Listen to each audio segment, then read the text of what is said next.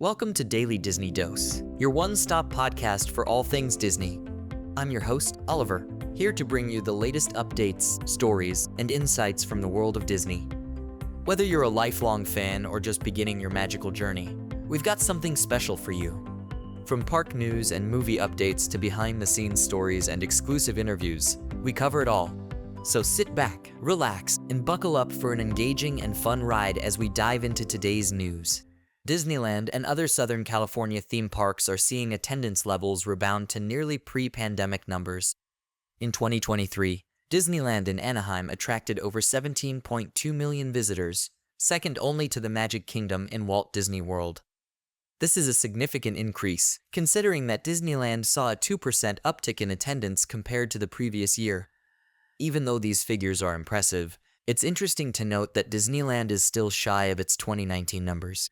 Back then, the park attracted around 18.6 million visitors. But the current figures certainly signal a robust recovery from the pandemic-induced slump. Disneyland's story of rebounding attendance isn't confined to California alone.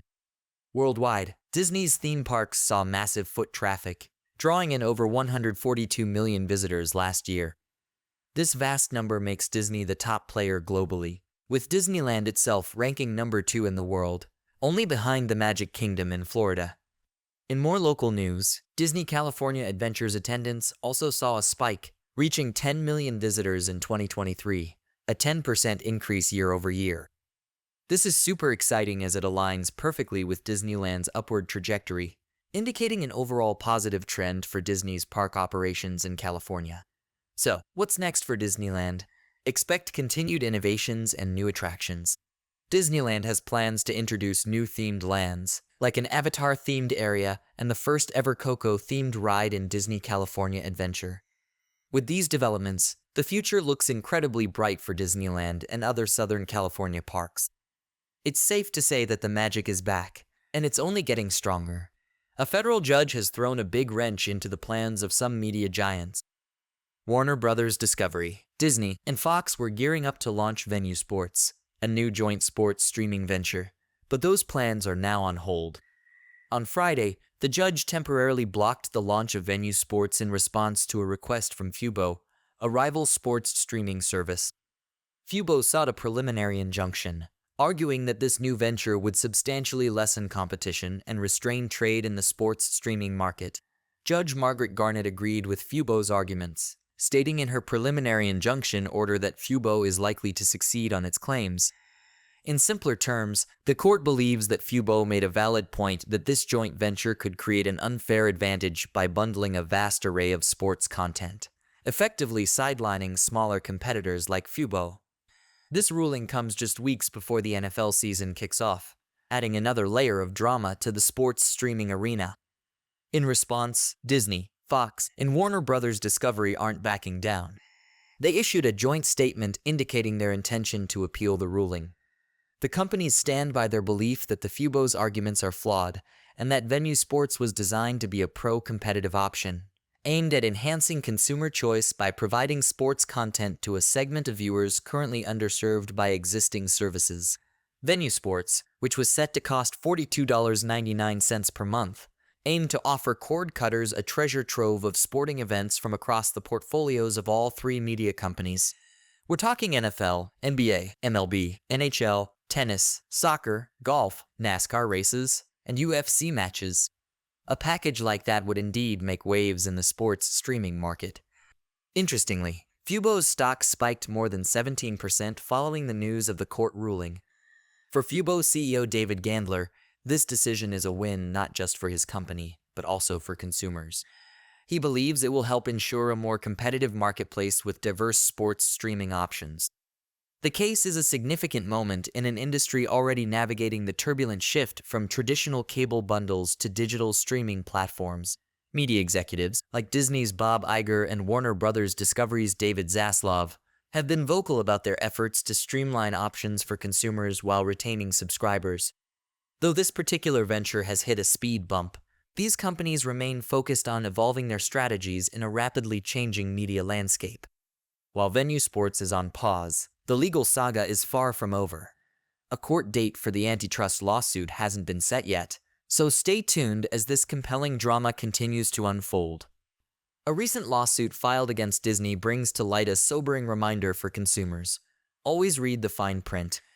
The case involves a heartbreaking incident in which a New York woman tragically died after dining at a restaurant in Disney Springs, an outdoor dining and shopping complex owned by Disney. The woman, Kanakporn Tangsuan, a 42-year-old doctor from NYU Langon, suffered a fatal allergic reaction after eating at Raglan Road, an Irish pub located in Disney Springs. The restaurant had been advertised as accommodating to those with allergies, but despite Kanakporn informing the server of her severe allergy to nuts and dairy products multiple times, she was assured that the food was allergen-free. Tragically, around 45 minutes after finishing her meal, Tangzuan began experiencing difficulty breathing while out shopping, collapsed and later passed away at a local hospital. The medical examiner determined her death was due to anaphylaxis caused by elevated levels of dairy and nut in her system. The lawsuit, filed by her husband Jeffrey Piccolo, names both Disney and Raglan Road as defendants. However, Disney's legal strategy to have the lawsuit dismissed hinges on an arbitration clause. Disney argues that Piccolo had agreed to settle any disputes out of court through arbitration when he signed up for a Disney Plus trial subscription back in 2019. Despite the claim being unrelated to the streaming service, Disney believes this clause covers all legal matters involving the company. This has sparked a debate on the implications of such arbitration clauses and their fairness to consumers. John Davison, Director of Litigation at the Electronic Privacy Information Center, pointed out that these agreements are often heavily biased in favor of companies. He remarked, "The consumer is presented with this contract and really doesn't have an opportunity to negotiate the terms. It's yes or no." Disney has expressed deep sympathy for the family's loss, but stands by its legal position. The company emphasized that the Irish pub is independently owned and operated, which complicates the case further. Meanwhile, Piccolo's lawyer has argued that it's absurd to think that subscribers of Disney Plus have waived their rights to sue for matters entirely unrelated to the streaming service. This case underscores the importance of reading and understanding the agreements we often hastily accept by clicking "I agree." While it might be daunting to sift through dense legal text, knowing the potential implications can be crucial. Consumers are thus reminded to stay informed and advocate for regulations that ensure fairness and transparency in such agreements. Stay tuned as this case unfolds, and we'll keep you updated with any developments. In an exciting shift for the streaming industry, Disney and Paramount recently reported their first profitable quarters in streaming. This significant achievement marks a turning point for these entertainment giants, which have faced a number of challenges transitioning from traditional cable bundles to digital-first platforms. Over the past few years, streaming services have struggled with mounting losses as they poured billions into original content, technology, and global expansion. Yet now, Disney's streaming services, including Disney Plus and Hulu, along with Paramount's Paramount Plus, have managed to turn a corner and report profits. This progress is a clear indicator that their investments are starting to pay off. The combined streaming platforms, which also include Netflix, NBC Universal's Peacock, and Warner Bros. Discovery's Max, reported an overall profit of roughly $3.3 billion in the first half of this year. That's a dramatic improvement over the $683 million loss these companies reported during the same period last year. However, this budding profitability doesn't mean that legacy media companies are out of the woods just yet. The demise of the traditional cable bundle remains a complex hurdle. For years, media companies thrived on the steady revenue generated by bundled cable packages. But with millions of consumers cutting the cord annually, the shift to streaming has been both a necessary and challenging evolution. Legacy companies are now looking to find a balance between streaming and traditional media. Disney, for instance, continues to invest heavily in its streaming platforms while also focusing on innovative ways to keep consumers engaged. Recently, Disney CEO Bob Iger emphasized the importance of bundling options even in the streaming era, as evidenced by the planned launch of Venu Sports with Warner Bros. Discovery and Fox. Despite the progress, it's worth noting that even streaming leader Netflix has experienced stalling growth. The market's increasing competitiveness and consumers' growing price sensitivity have played a significant role. Platforms offering free, ad-supported streaming television are also gaining traction. posing additional challenges for subscription-based models. This pivot to profitability has seen various strategies come into play. Netflix, for example, has shifted its focus towards quality content over sheer quantity, while also introducing new revenue streams like password-sharing crackdowns and advertising tiers. Similarly, other streaming services have adopted measures like project slashing, workforce reductions, and price hikes. Yet, with these changes, the question remains whether the streaming giants can sustain this newly found profitability. Consumer behaviors and preferences will continue to shape the landscape, and media companies must adapt swiftly to stay ahead. As we look ahead, it's clear that while streaming has finally started to show profits, the journey is far from over. The industry must navigate the complexities of consumer preferences, market dynamics, and technological advancements to ensure a sustainable and profitable future. Get ready for some exciting news, Disneyland fans. August 19th is shaping up to be a momentous day at the park, with several beloved locations set to reopen. First up, the bridge connecting New Orleans Square with Star Wars, Galaxy's Edge will be back in action. This reopening means guests will once again enjoy seamless access between these two iconic areas, bypassing the current longer route through Frontierland. But wait, there's more. Davy Crockett's Explorer Canoes, a classic Disneyland attraction, will also make its comeback on August 19th. This charming gem offers guests the chance to paddle their way around the rivers of America, taking in beautiful views of Tom Sawyer Island and the surrounding scenery. Perfect for those looking to add a bit of adventure to their Disneyland day. Also reopening on August 19th are the restrooms near the Hungry Bear restaurant. Although the restaurant itself is undergoing a transformation into the Hungry Bear Barbecue Jamboree, park guests will be grateful for the convenience of these nearby facilities as they explore Critter Country and beyond. It's not just about reopenings, there are still some closures to bear in mind. The Disneyland Railroad, the many adventures of Winnie the Pooh, Pooh Corner, and the Briar Patch are still temporarily closed. However, with upcoming attractions like Tiana's Bayou Adventure slated to open on November 15th, there is plenty to look forward to in the near future. Mark your calendars and get excited for August 19th, when Disneyland brings back cherished experiences that will make your next visit even more magical. Stay tuned for more updates and happy planning. Disney recently announced some new projects for parks and cruises, igniting excitement among their loyal fan base. But along with these new attractions comes the unavoidable conversation about cost.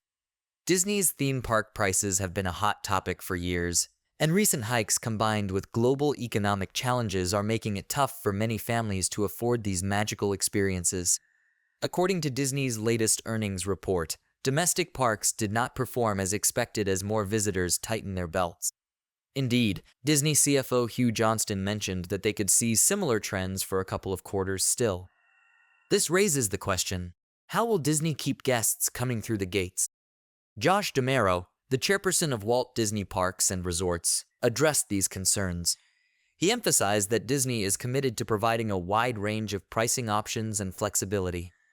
This includes offering lower-priced ticket options and value season deals at resort hotels, designed to make a Disney visit more accessible, even for families on a tight budget. The rise in prices is not just a Disney issue. It's seen across the entire travel industry. The end of the revenge travel craze, where people splurged on trips after pandemic restrictions lifted along with other economic factors, has softened demand. D'Amaro remains optimistic, stating that Disney has historically been adept at navigating such fluctuations through precise promotional deployment and cost management. Moreover, upcoming features like the Encanto ride, Wakanda Battle Experience, and a new land themed to villains are all part of Disney's $60 billion investment over the next decade. The ticket prices today compared to years past have undoubtedly risen. For instance, a Disneyland ticket that once cost $2.50 in 1955 would adjust to about $28 today. Compare that to the current cheapest single-day tickets, $104 for Disneyland and $116 for Disney World, which don't even include options like lightning lanes that allow for quicker ride access. Additional services like these, which used to be free, now cost extra, adding layers to the total expense of a Disney trip. Fans have voiced their grievances, noting that the escalating costs diminish the experience somewhat. However, even with these price hikes, Disneyland and Disney World still offer unparalleled entertainment, with technological marvels and immersive experiences. Ultimately, the combination of new attractions and strategic pricing means Disney is aiming to remain the top destination despite economic bumps. Whether it's through new rides, better promotional offers, or retaining that magical touch, Disney is poised to weather the storm and keep the magic alive for years to come. It's always heartwarming to see a big company like Disney giving back to the communities they're a part of. Disneyland Resort recently kicked off their annual back-to-school campaign with a bit of magic for local Anaheim students. As summer comes to an end, Disneyland cast members banded together to donate over 8,000 new school supplies to young scholars at Orange Grove and Patrick Henry Elementary Schools. Imagine heading back to school with brand new pencils, crayons, notebooks, and more, all thanks to the folks who bring the magic to Disneyland every day. For the students at these schools, this generous gift helps them start the school year on the right foot, equipped with the tools they need to succeed. Disney's back-to-school campaign isn't just about dropping off a truckload of supplies. It's a community affair where cast members, through the Disney Volunteers program, roll up their sleeves to collect and sort the thousands of donations. This year, in addition to the standard supplies, Disneyland Resort gifted over 700 pencil boxes to Orange Grove Elementary School alone, quite the haul. During the event, Disney volunteers also engaged with the students directly, encouraging them to share what they were most excited about for the new school year. From making new friends to meeting their teachers and diving into their favorite subjects, the kids' enthusiasm was infectious. This back-to-school campaign is just one example of the long-standing relationship Disney has nurtured with local schools. For over 17 years, Disneyland Resort has partnered with Orange Grove Elementary School, supporting various educational programs.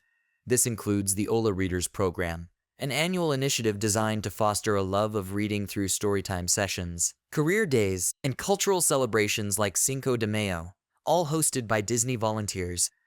Principal Dr. Vidal Valdez of Orange Grove Elementary expressed immense gratitude for the continuous support from Disneyland Resort. He highlighted how Disney's involvement enhances the educational experience and enriches the lives of the students.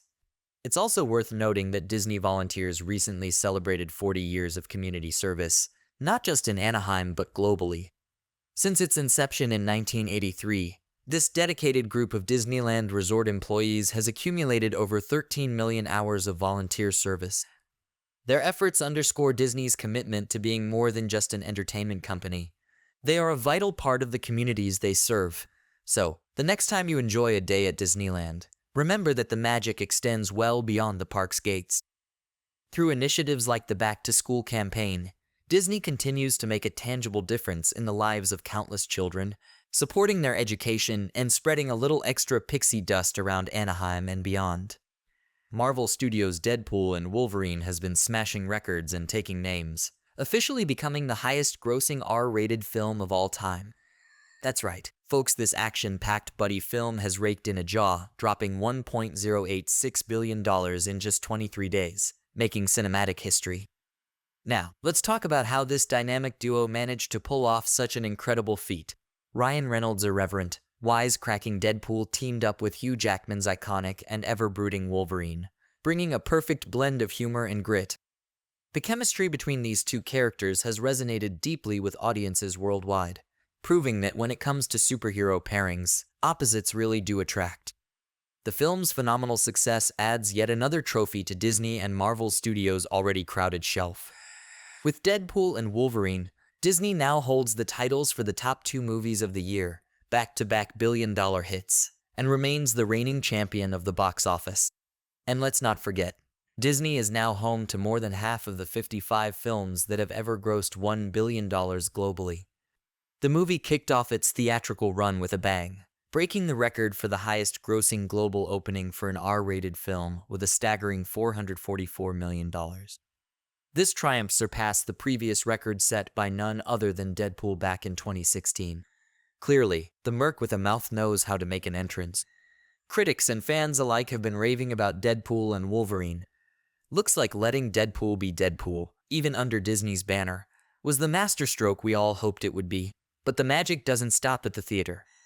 Fans of Deadpool and Wolverine can catch these beloved characters at Avengers Campus in Disney California Adventure Park or even at Disneyland Paris, further proving Disney's unparalleled ability to bring their iconic characters to life across various platforms. So, if you haven't seen Deadpool and Wolverine yet, what are you waiting for? This historical box office achievement is not just a win for Disney and Marvel Studios, but a testament to the timeless appeal of these characters and the sights, sounds, and stories they bring to life.